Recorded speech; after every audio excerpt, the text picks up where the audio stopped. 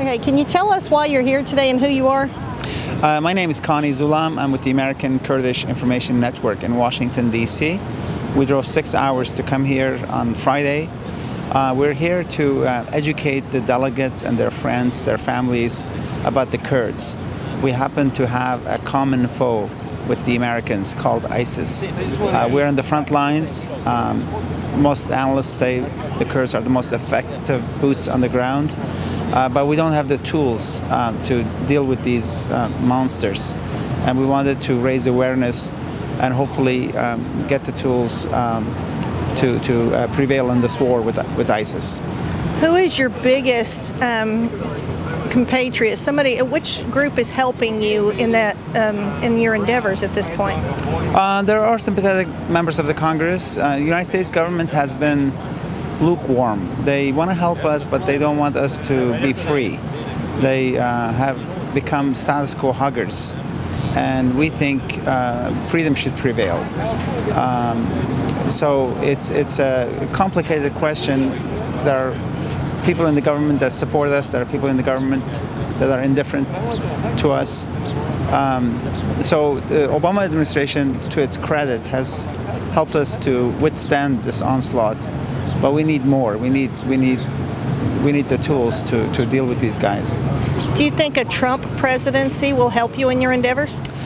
I don't know. Trump has gone on record to say that he likes the Kurds, and he has praised the Kurdish bravery, has acknowledged their role in the fight against ISIS. And since he says he's all against ISIS, and since he says he's going to be a security president, chances are he might be of some help to the Kurds. That said, I have no way of knowing. Is Israel an ally with the Kurds? Israel, not openly. They may have helped the Kurds or may be helping the Kurds secretly. As far as I know, not openly.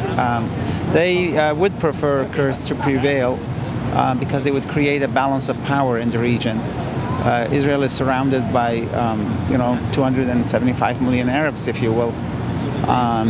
So the Kurds are a different people, that we're not Arabs, even though we share the same religion with them. Predominantly, we're Muslim.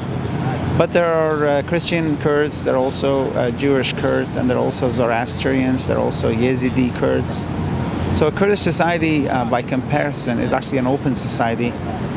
Kurdish women fighters are fighting ISIS, whereas in the ISIS ranks, women are delegated to housework or, unfortunately in the case of the Kurds, to be sex slaves.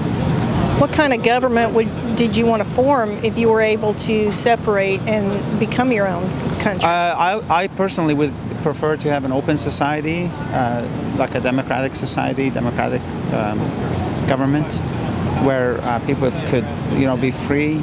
There could be a balance between order and freedom, and there could be parties, elections.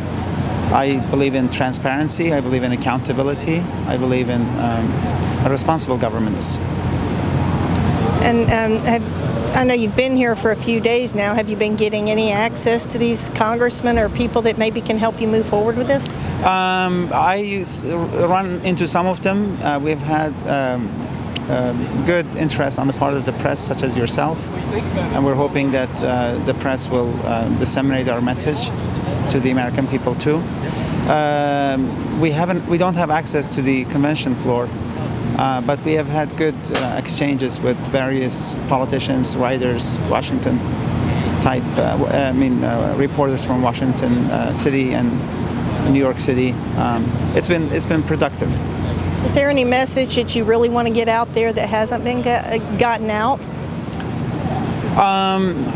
The Kurds are potential friends of the United States. I personally believe in that, not because I'm a Kurd, but because I also study American history, and I've studied American history, and I know the history of the Middle East. I think America's status quo policy is not good, is bound to fail. Iraq and Syria have already become failed states, and freedom is good, not just for Americans, but also for the Kurds. I appreciate your time with us. Thank Thank you you. very much. Thank Thank you. you, sir.